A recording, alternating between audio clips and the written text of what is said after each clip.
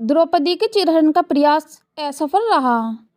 अपमान और क्रोध की अग्नि में जलती द्रौपदी के श्राप से भयभीत कुरुराजसभा थरथर कांप उठी।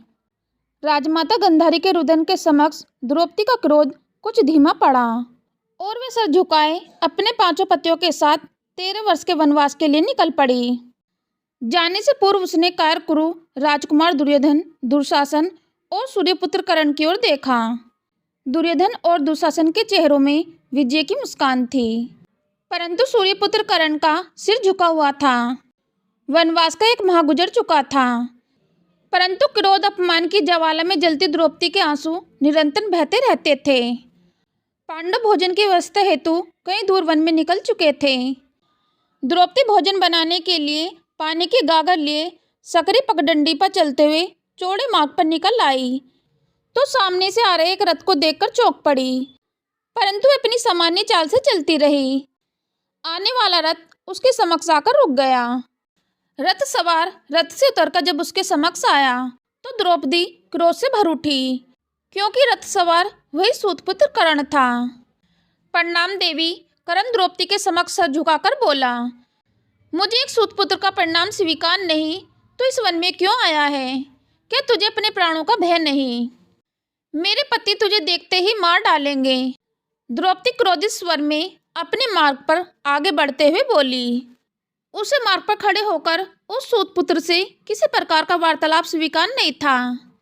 देवी, मैं किसी प्रकार का युद्ध करने नहीं आया हूँ। मैं तो एक नारी के प्रति बोले गए अपने अपशब्दों से शर्मिंदा हूँ और आपसे क्षमा मांगने इस वन में आया हूँ।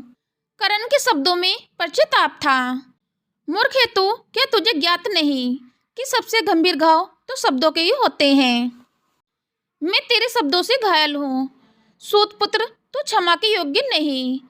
बिना कर्ण की ओर देखे द्रौपदी अपने मार्ग पर आगे बढ़ती रही। देवी, मैं पश्चाताप की अग्नि में जल रहा हूँ। जिस जीवा ने आपको अपशब्द कहे उसे काटकर आपके चरणों में रख देना चाहता हूँ। कर्ण विकल्प स्वर में बोला, मुझे वैसे कहने वाले पापी, मुझे तेरी जीवा की आवश्यकता नहीं है, मुझे तेरे प्राणों की आवश्यकता है। काट अपना शीश और रख दे इस मार्ग पर, ताकि मैं उसे ठोकर मारकर इस मार्ग से परे कर सकूं। तुझ सूतपुत्र का रक्त और शीश इस मार्ग को अपवित्र करेगा।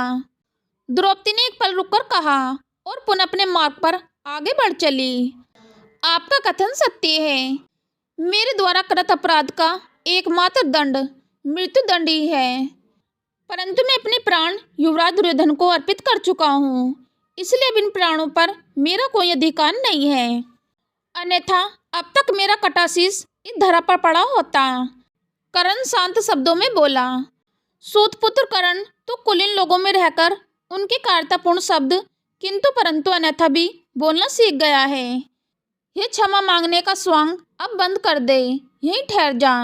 मैं तुझे क्षमा नहीं करूंगी। यदि युद्ध हुआ तो मेरा पति अर्जुन तेरा शीश काटकर इस धरा पर गिरा देगा, और यदि युद्ध न हुआ तो तेरा तो मैं जानती नहीं, लेकिन एक दिन मैं क्रोध और अपमान में जलकर मर जाऊंगी।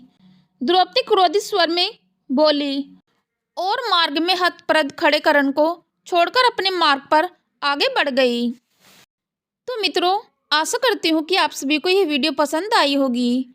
यदि वीडियो पसंद आई है तो वीडियो को लाइक करें, चैनल को सब्सक्राइब करें। मिलते हैं फिर नेक्स्ट वीडियो में नए ज्ञान के साथ। जय श्री कृष्णा। राधे राधे।